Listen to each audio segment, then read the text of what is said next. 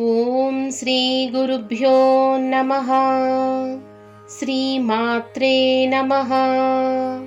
ఇంద్రగోప పరిక్షిప్త స్మరతూణాభజంఘికా గూఢగుల్ఫా కూర్మ పృష్ఠ జయిష్ణు ప్రపదాన్విత. అమ్మవారి జంఘలు అంటే కాళ్ల కింది భాగం ఇంద్రగోప కీటకాలతో అలంకరింపబడిన మన్మథుని బాణాల అంబుల పొదిలా అందంగా ఉంటాయి. ఆమె చీలమండలు దాగి ఉండి పాదాలు తాబేలు వీపు వలె మృదువుగా సమంగా సుందరంగా ఉంటాయి.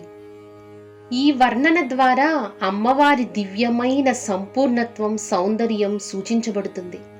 పాదాలు మన జీవిత ప్రయాణానికి ప్రతీకగా భావిస్తే అమ్మవారి పాదాలను ధ్యానించడం అంటే సరైన మార్గంలో స్థిరంగా ధైర్యంగా ముందుకు సాగాలని కోరుకోవడం.